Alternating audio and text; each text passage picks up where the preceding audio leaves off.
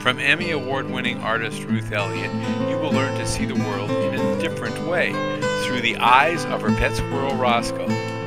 Follow the two on an adventure you will never forget.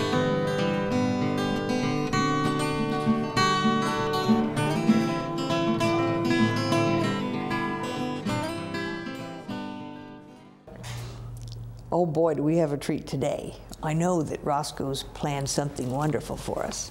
Let's see what's in the acorn.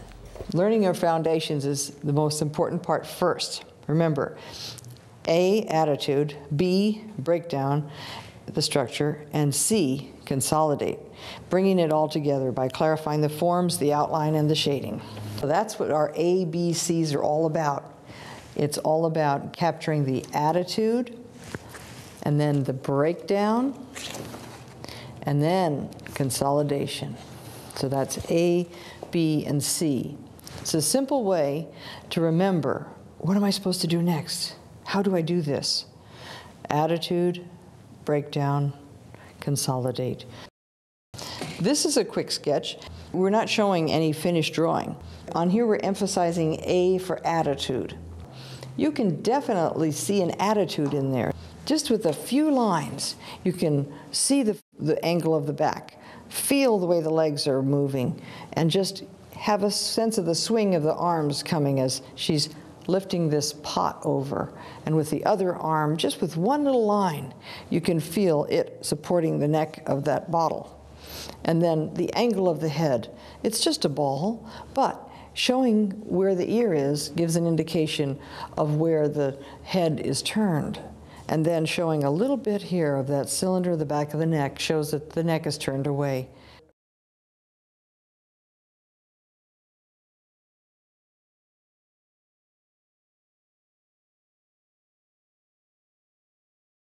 After we've drawn our rough sketch, we want to clean it up.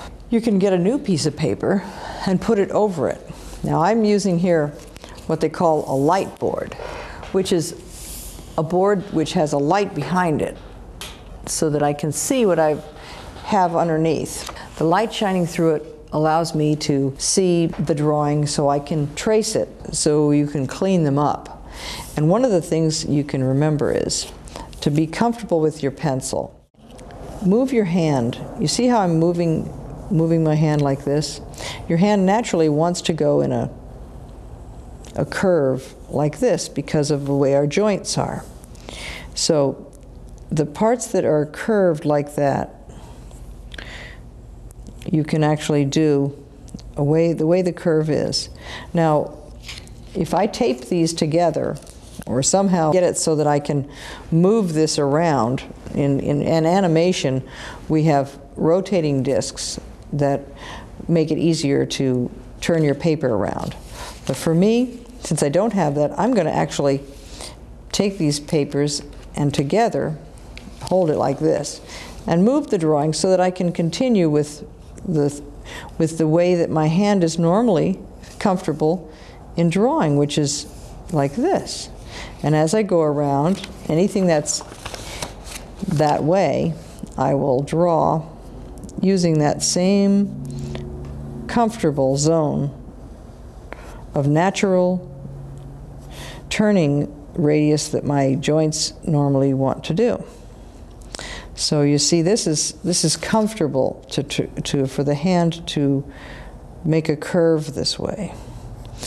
Normally, it's more difficult to go like this. You can use your whole wrist and make a really nice, smooth line.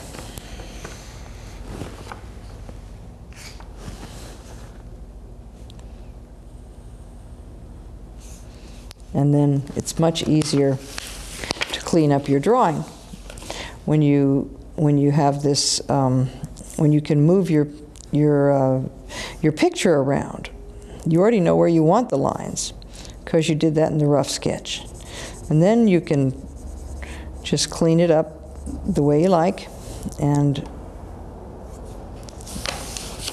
put your, darken the areas that you want dark. And this makes it a little simpler to do your cleanup.